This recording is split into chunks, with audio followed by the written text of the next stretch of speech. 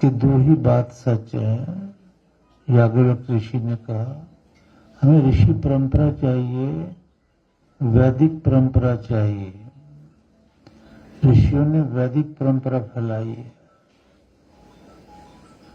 मनुष्य ने अपनी बुद्धि से बनाकर फैलाई है। दोनों में अंतर है। प्रकृति का ज्ञान आपके पास है कि वो जड़ होती है, इसे रट लो, याद कर लो। परमेश्वर बड़ा प्रसन्न होता है कि मेरी प्रकृति के बारे में जाना, मेरे बारे में जाना अपने आचार्य से, वो बरसा देता है मेरे यहाँ। तो रजोगुण तमोगुण सतोगुण वाली होती है प्रकृति। ज्ञानवान बनो, प्रमाण मांगो। जो संत साधु बोलते हैं कुछ बोलो, इसका प्रमाण बताओ वेद से। क्या आप जो बोल रहे हो वो वेदों में भी है? भगवान ने भी कहा है। क्योंकि प्रमाण की भी मैंने ज्ञान आपको बहुत दिया है, पुस्तकों में भी दिया कि भी 3 प्रमाण चाहिए ही चाहिए, प्रत्यक्ष, अनुमान और आगम प्रमाण। आगम में ही वेद और ऋषि आते हैं, और कुछ नहीं, बाकी सब झूठ है।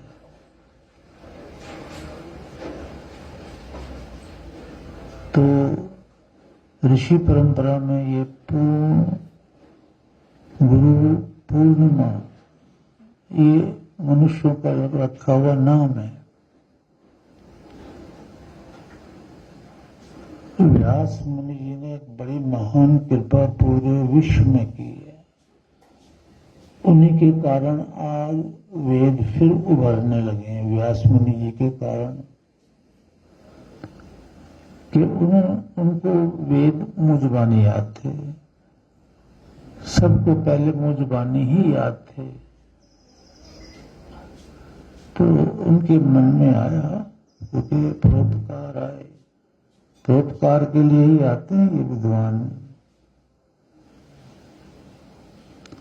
मन में आया, क्योंकि तत् में मन है शिव संकल्पम वस्तु। ऋषियों का मन जो होता है कल्याणकारी होता है। मनुष्य का मन रजोगुण तमोगुण सतोगुण होने के कारण स्वार्थी होता है, ज्यादा मैला होता है मन और बुद्धि। ज्ञान से देखो कि मेरा भी, आपका भी, सबका शरीर है, मन है, इंद्रियां हैं, आंख नाक वगैरह। ये प्रकृति की रचना है। ये शरीर प्रकृति की रचना है। ये सारा संसार प्रकृति की रचना है, जड़ प्रकृति। ईश्वर के एक अंश मात्र शक्ति से, आप जानते हैं ना, पादः अस्य पुनः अभवत। पुनः मैंने दोबारा, अभवत मैंने पैदा होती है। अर्थात पादः अस्य एक अंश मात्र शक्ति से ये संसार बना। अंश मात्र, भगवान ने नहीं बनाया। भगवान की शक्ति ने प्रकृति से मेल करके बनाया।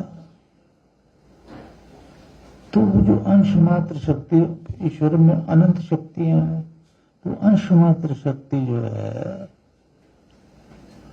वो सारे जगत का कारण है, और ये जगत कार्य है। तो आपने मिट्टी से खिलौना बनाया, तो उसमें मिट्टी के गुण हैं। आपने चीनी को घोल घाल के कुछ करके, और चीनी के ही उस घोल से कुछ करके, और हाथी घोड़े पता नहीं क्या क्या बना देते हैं, चीनी के ही होते हैं वो, इसलिए उनमें चीनी के गुण है। वो बच्चे खाते भी हैं दिवाली के दिन उन खिलौनों को, क्योंकि उसमें चीनी है। तो ये मन, बुद्धि, हमारा शरीर, इंद्रियां प्रकृति से बनी है, प्रकृति के गुण हैं इसमें। हमें शर्मिंदा नहीं होना चाहिए, हमें ज्ञान चाहिए कि मिट्टी का खिलौना बना मिट्टी के गुण है। तो प्रकृति से बने जगत में हमारी इंद्रियां, हमारा शरीर, मन, बुद्धि सारी रजोगुण, तमोगुण, सतगुण से भरपूर है।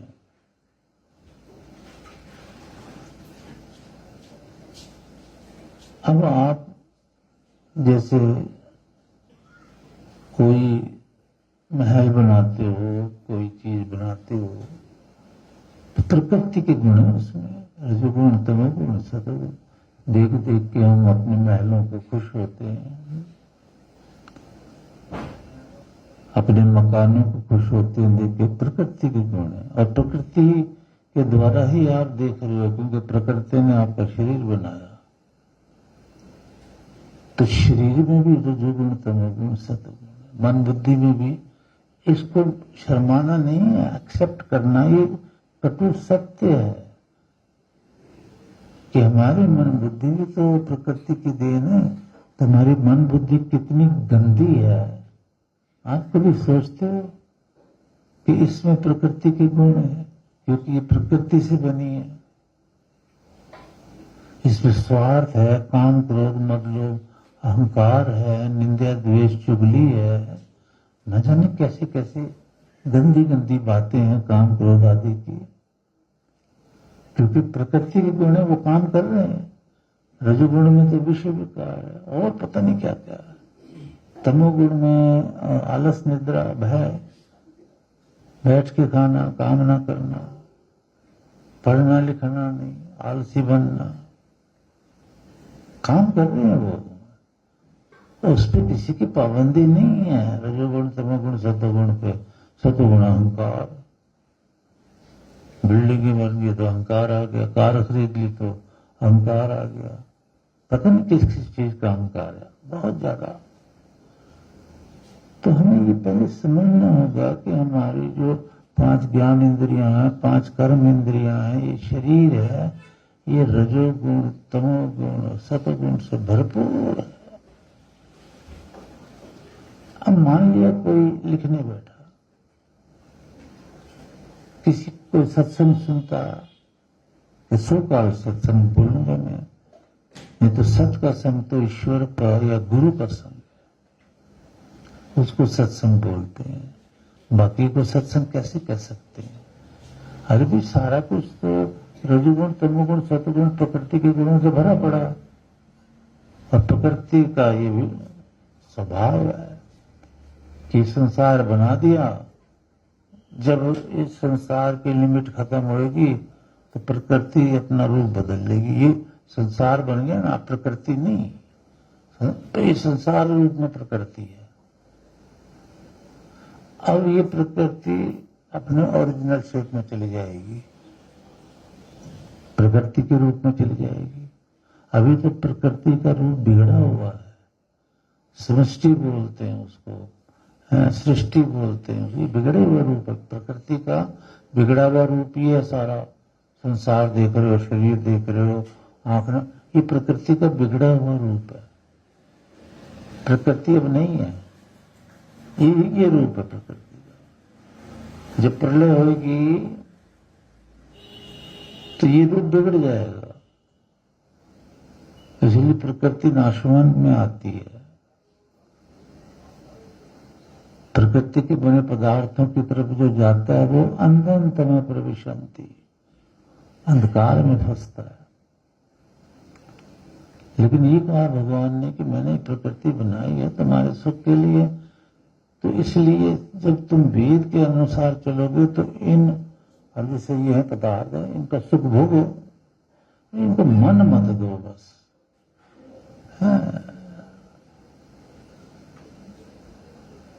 मन दे दिया, बुद्धि दे दी, वो भी रजोगुण तमोगुण सतगुण, ये भी रजोगुण तमोगुण सतगुण, तो बर्बादी हो जाएगी।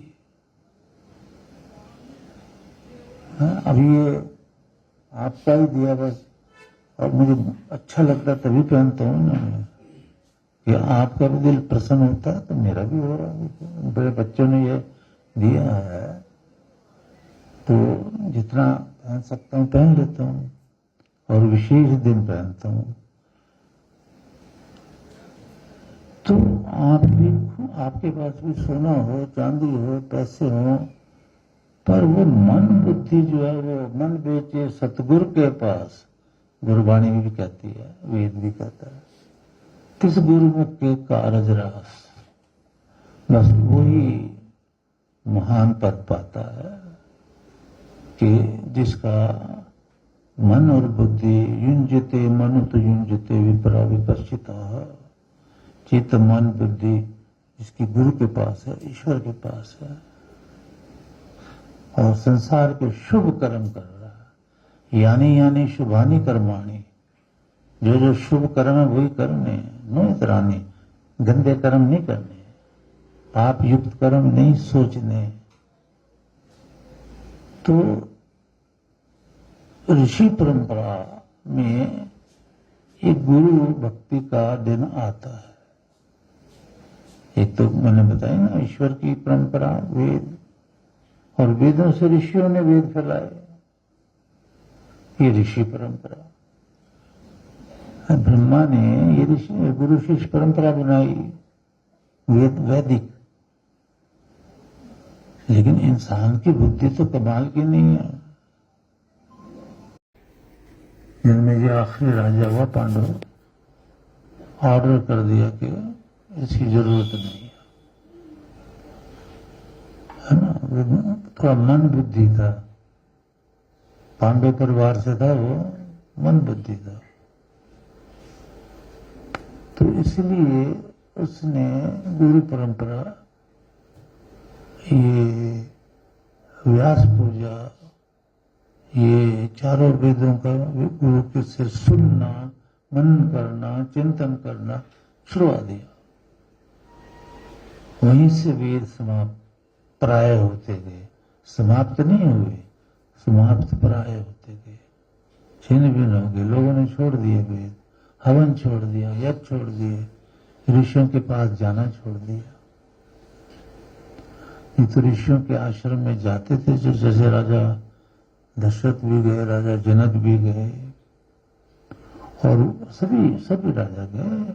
वेद की आज्ञा है, वने वने, वनों में जाओ ऋषियों के पास, और वो राजा ऋषियों को मना करके जैसे तैसे सेवा भाव से अपने घर लाकर उनकी पूजा, मतलब आदर मान सम्मान आरती ये सब करते थे, दान करते थे, उनकी सेवा करके तन मन धन प्राण से बिल्कुल उनको तृप्त कर देते थे, और आशीर्वाद भी होते थे, अगला जन्म भी संवरता था।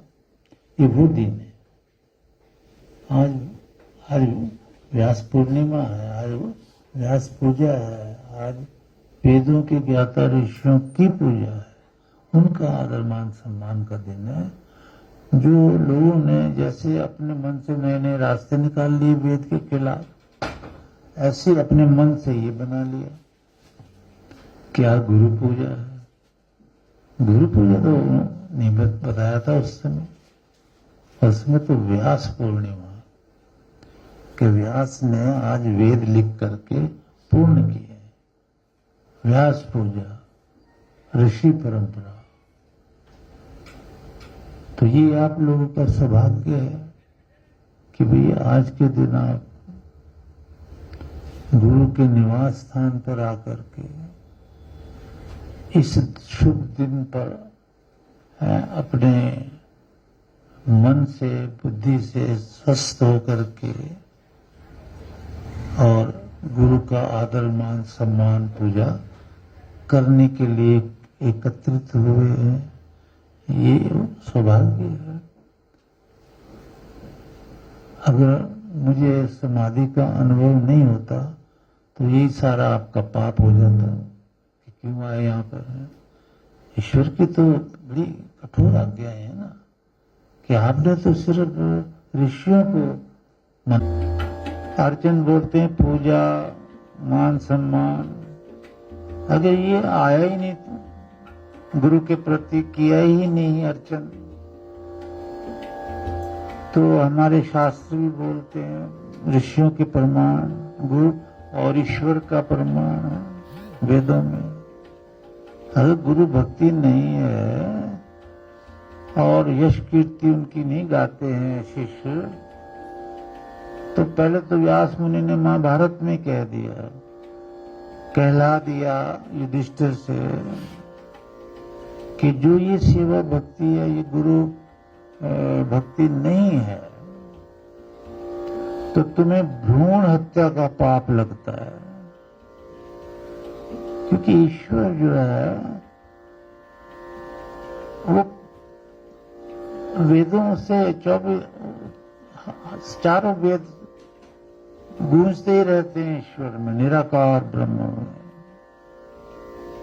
रचना में भी वो वेदों को पहले सामने लाते हैं। वेदों के अतिरिक्त तो न ऋषियों को चैन है न भगवान को चैन है। चैन है तो इंसान को चैन है, और वही वेद विरुद्ध जो बातें करके चैन ले लेते हैं, धन इत्यादि जो भी और विषय विकार इत्यादि, उसका चैन वही मारे जाते हैं, वही खत्म हो जाते हैं, जन्म जन्मांतरों दुख उठाते हैं। तो व्यास मुनि ने भी कहा, तुमने अगर गुरु का यश कीर्ति ज्ञान नहीं गाया, प्रेम भक्ति नहीं तुमने, तो भ्रूण हत्या करते हो, तुम हत्यारे हो, हत्या का पाप करते हो। भगवान तुम्हें हत्या का दोषी करके कठोर दंड देता है। तो ये तो वेदों में है, इंसान वेद सुनता नहीं, ये हमारे शास्त्रों में है ऐसे ऐसे वाक्य। इंसान को शास्त्रों से वेदों से भटका दिया। उन्हें डर है विरोधियों को कि अगर चले गए उधर तो फिर हमारी तो रोजी रोटी बंद। दयानंद जी ने शास्त्रार्थ किया था मिश्र जी से। वो शिव जी के पुजारी थे मिश्र जी, और ये कंडीशन रखी थी कि जो हारेगा वो अपने शिष्यों से, जो जीतेगा उसका बन जाएगा। नेचुरली वेद विद्या भगवान की है। मिश्र जी हार गए। स्वामी दयानंद जी ने कहा कि भी चलो सब मेरे शरण में आ जाओ। तो मिश्र जी बड़े प्रसिद्ध संत थे शिव मंदिर के। मिश्र जी ने कहा मैं तो नहीं आ सकता, एक तो मेरे बाल बच्चे हैं, रोजी रोटी, और ये शिव भक्ति में मानता हूं दयानंद जी आप जीत गए हो और आपका मार्ग बिल्कुल सत्य है, लेकिन मैं अगर आपके पास चला गया तो बच्चों की भी परवरिश और धन भी आना बंद हो जाएगा, रोजी रोटी का सवाल है। और वो नहीं आए। देवयान योनि में जाने के लिए भी उत्तम है कि हम इस दिन को जब मनाएंगे और विद्वान के साथ मनाएंगे, ऐसा भगवान कहता है, तो खुद ही पता चल जाता है कि ये ईश्वर का मार्ग है, वेद का मार्ग है, ऋषियों का मार्ग, और किसी का अधिकार ही इस दिन को मनाने का है ही नहीं।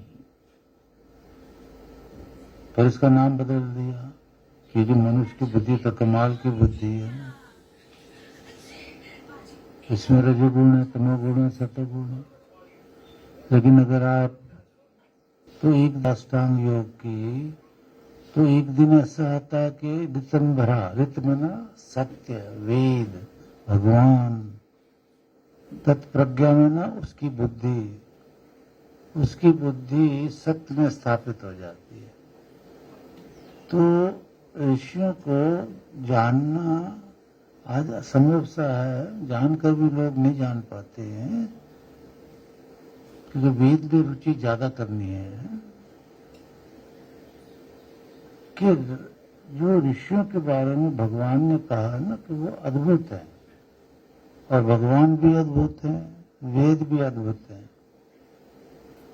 ये तीनों अद्भुत हैं, और इनको जानना आम साधारण मनुष्य के लिए तो मुश्किल है। जो वेद विद्या के मार्ग पर चल रहे हैं उनको थोड़ा थोड़ा समझ में आ जाता है, लेकिन जो कटु वचन है वेद के वो ये है कि जब तक जीव की समाधि नहीं लगती वो न तो ऋषि को जान पाता है पूरी तरह से, न वेद को और न ईश्वर को। इसलिए आप लोगों का जो ध्येय है वो समाधि प्राप्त करना है, ईश्वर की अनुभूति प्राप्त करनी है। ये ध्येय है हमारा। ध्येय पैसा पैसा पैसा नहीं है, पैसा कमाना हमारा ध्येय है। ज्यादा से ज्यादा कमाएं बच्चों के लिए, और अपने भी मार्ग पर चलने के लिए, वेद मार्ग पर चलने के लिए भी धन की आवश्यकता है। तो धन को मन नहीं देना है, मन बुद्धि गुरु के पास, ईश्वर के पास, वेदों के पास चलते फिरते इधर उधर मुंह से ये मन में बोलो, या तो नाम जपो, या मन ही मन बोलो ओम ओम ओम। बेटर है कि अगर नाम चलने लगे सांसों से तो और भी अच्छा है। तो इस पृथ्वी पे रहने का ये तरीका भगवान ने वेद में बताया है। ये वेद में जो गुरु भक्ति है वो तो अलौकिक है। हाँ, उसकी जो नकल करी है, वेदों की नकल बाहर आती गई और उसमें से लोग अपने अपने शेर, शायद अभी शेर भी तो वेदों से ही है, तो सब वेदों से चोरी कर करके लोगों ने किया। लेकिन ऋषि परंपरा में चोरी नहीं है। ऋषि परंपरा क्यों चोरी करेंगे? चोरी जो करेंगे वो तो वेद का नाम ही नहीं लेंगे। क्या आज कहीं वेद का नाम लिया जा रहा है? पर भक्ति तो बढ़ाई जा रही है। लेकिन जो वेद मार्ग है उसमें तो मुंह से ही वेद निकलते हैं, तो चोरी की क्या जरूरत है? वो तो वेदों के जो वचन है, वेदों के जो मंत्र है, उनकी तो व्याख्या करते हैं ऋषि लोग। चोरी का क्या मतलब है वहां पर? इसके अतिरिक्त तो चोरी है। इसमें लिखा है 68 तीर्थ, पर 68 तीर्थ तो याद कर लो, शुद्ध बुद्धि को तीर्थ बोलते हैं। जिस विद्वान की बुद्धि शुद्ध हो जाती है ना, तो वहां स्नान करने वेद का, ज्ञान का सब आते हैं, उनकी बुद्धि भी शुद्ध हो जाती है। तो तीर्थ एक तो कहते हैं शुद्ध बुद्धि विद्वान की, एक तीर्थ कहते हैं गंगा जमुना जो भी है, इससे शिप से, समुद्र भी हो सकता है, या नौका से एक किनारे से दूसरे किनारे पे इंसान चला जाता है नौका में बैठकर, उसे भी वेदों ने तीर्थ कह दिया है। वो आध्यात्मिकवाद नहीं है, वो कर्म है। जाना है उधर तो नाव मिलेगी। तो वेदों को भी तीर्थ बोला कि वेद विद्या को जो सुनेगा वो ब्रह्म में स्नान, ब्रह्म विद्या में मान लो इसने स्नान कर लिया, वेद ही वेद उसके अंदर प्रकट हो गए। तो अब कोई वेद सुनता नहीं तो तीर्थों को जानता नहीं। ऋषियों के स्थान पे आना जो है ना वो तीर्थ है। उनकी शुद्ध बुद्धि से वहां शुद्ध वेद विद्या का ज्ञान दिया जाता है। लेकिन संसार में रजोगुण, तमोगुण, सतोगुण वाली बुद्धि लेकर ये साधु संत बैठ करके और दुनिया को ठगते हैं। शुद्ध बुद्धि कैसे हो जाएगी जब वेद पे नहीं चले, समाधिस्थ नहीं हुए? तो मीरा को भी दीवाना कह दिया था, पागल भी कह दिया था, है? तो भाई इसका इलाज कराओ, इसको पकड़ो, इसको ये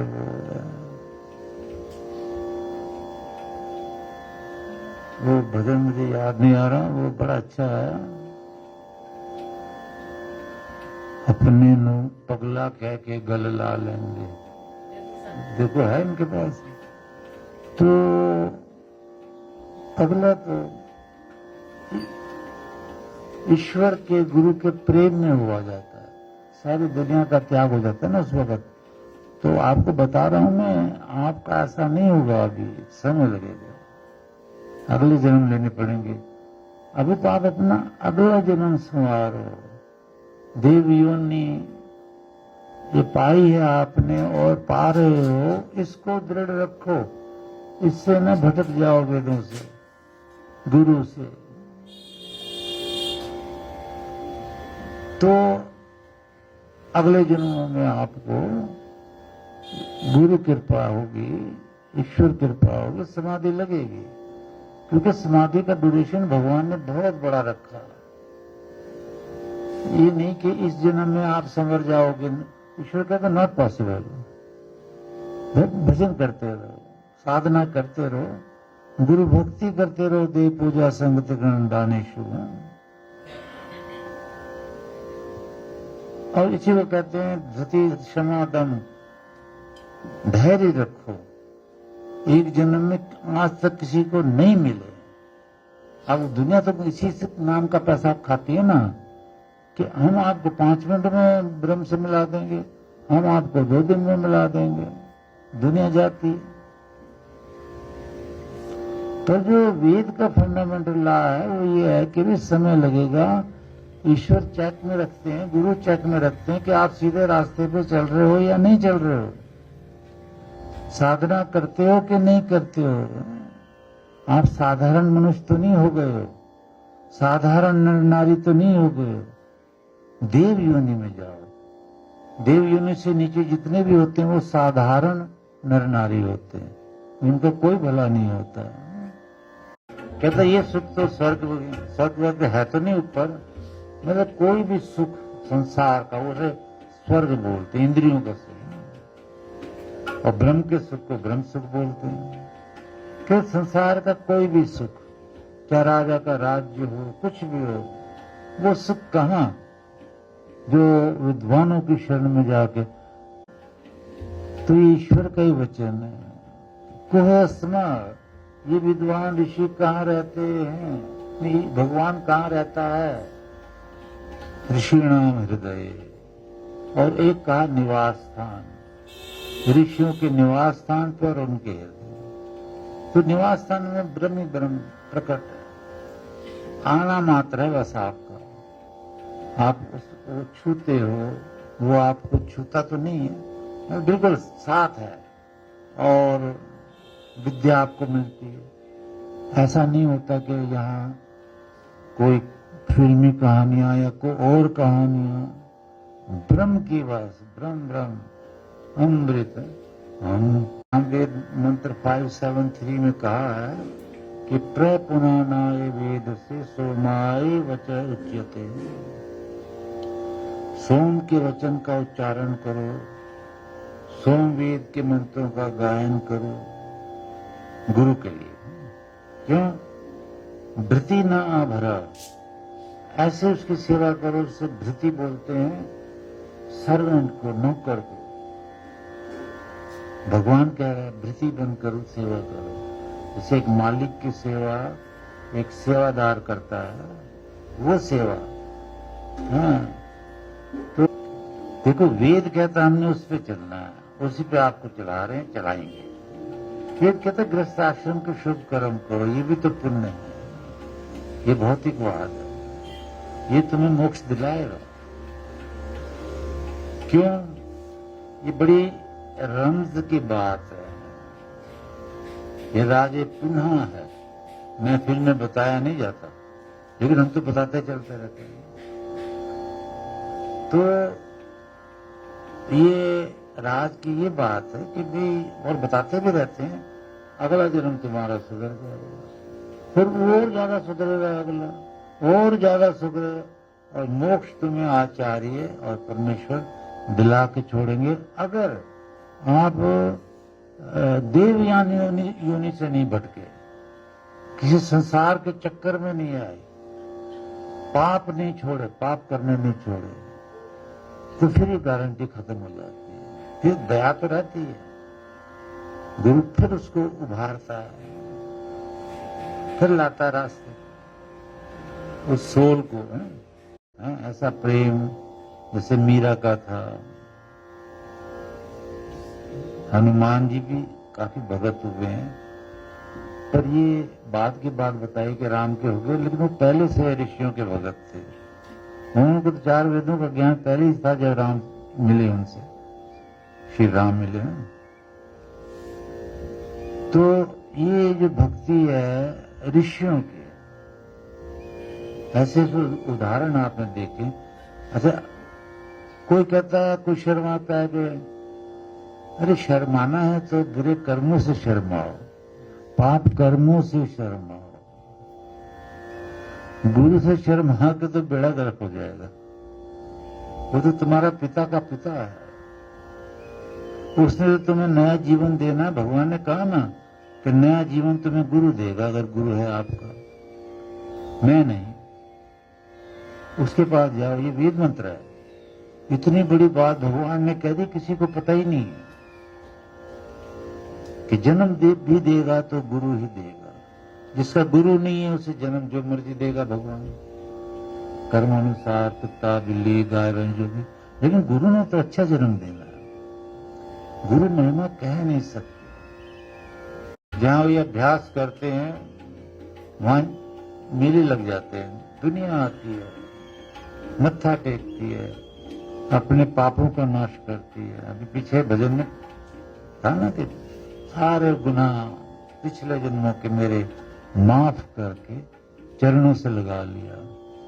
तो ये जो शक्ति है भगवान ने ऋषि को दी है कि वो किसी के गुनाह माफ कर सकता है, और कोई नहीं कर सकता, ना भगवान कर सकता। भगवान कहता है मैं किसी के गुनाह माफ नहीं कर सकता, कर्म किया तो मैंने सजा देनी बुरा।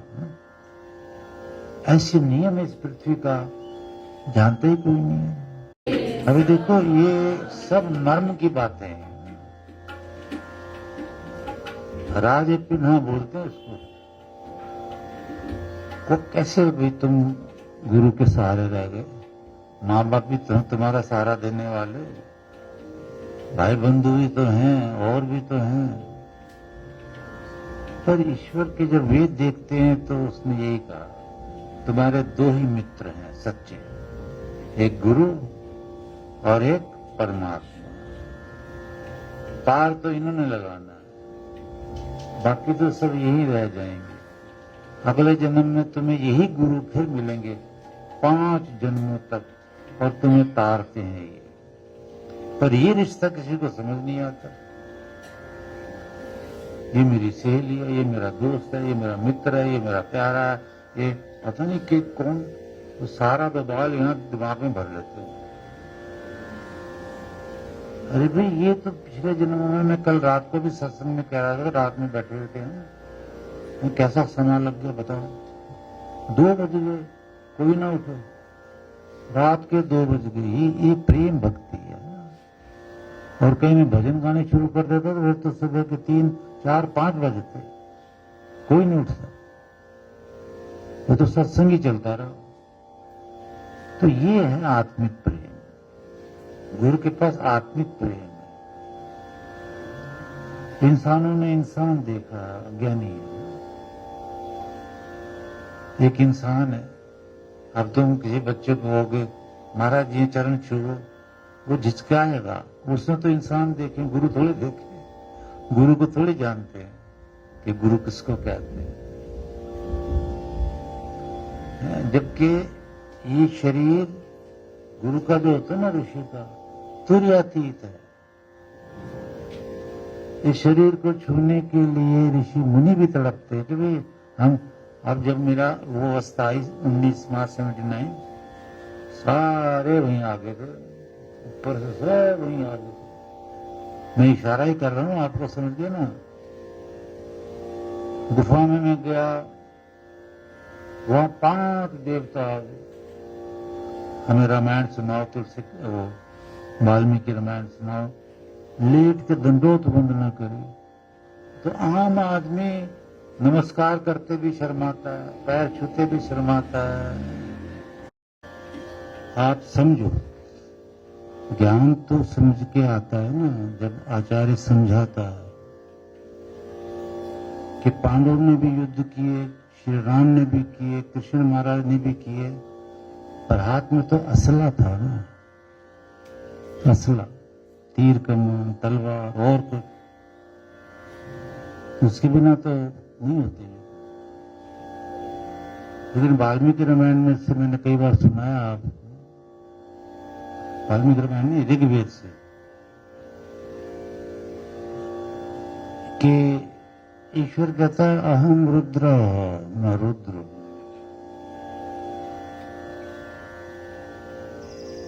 मैं अपने दुश्मनों का नाश बिना किसी हथियार के, चाहे वो कितनी भी संख्या में, अरबों में हो, ईश्वर के वाक्य हैं जो मैं आपको सुना रहा हूं, चाहे वो कितनी संख्या में हो, मैं अपने दुश्मनों को बिना हथियार, शस्त्र, बिना शस्त्र के पल भर में मिटा देता, पल भर में। और यही शक्ति जो होती है ना योगी में होती है,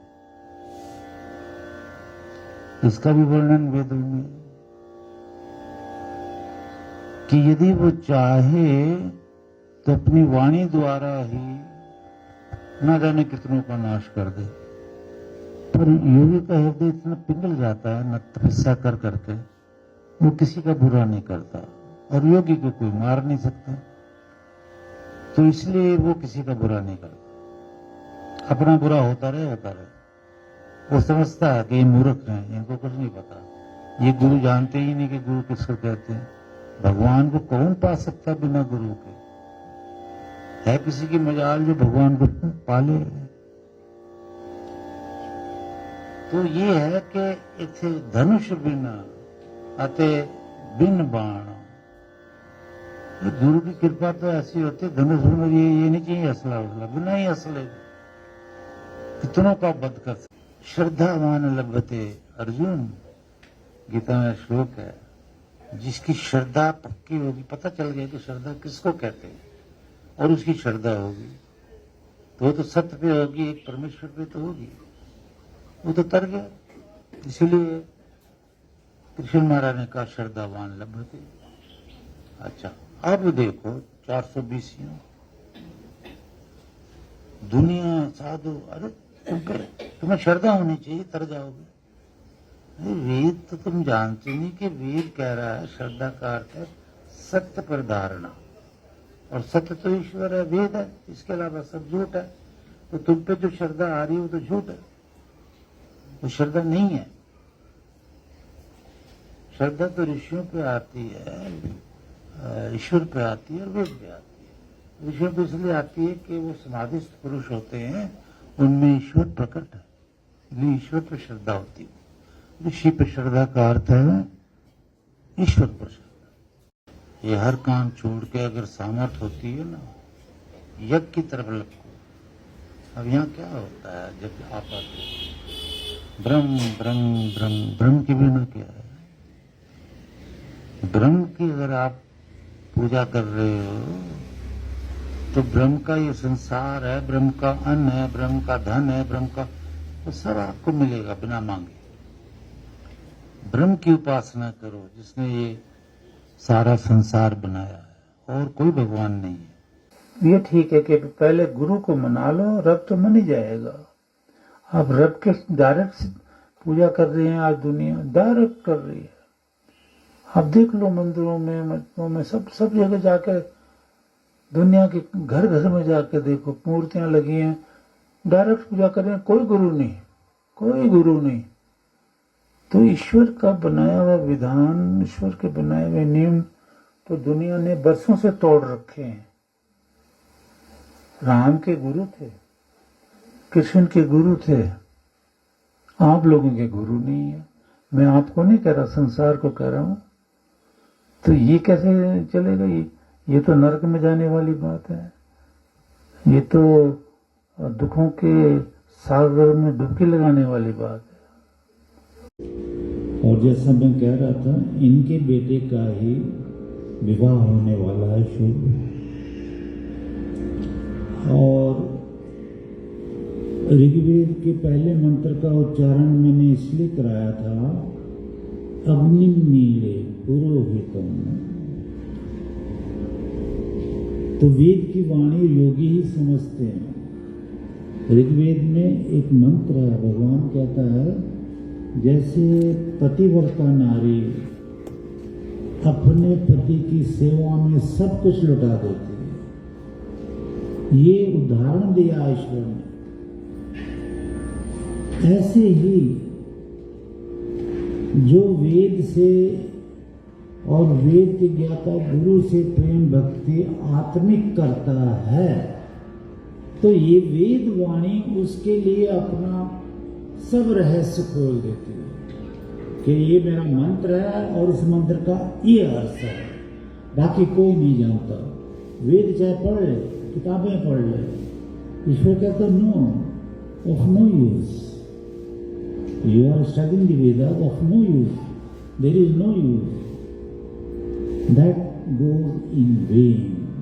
वो बेकार हो जाता है। इस रहस्य को लोग नहीं जानते वेद के द्वारा, तो वेद पढ़ने लग जाते हैं। वो संहिता है, वो तो वेद वैसे भी नहीं है, वो तो किताब है, संहिता है। वेद का विद्वान मिलना कठिन हो जाता है संसार में। तो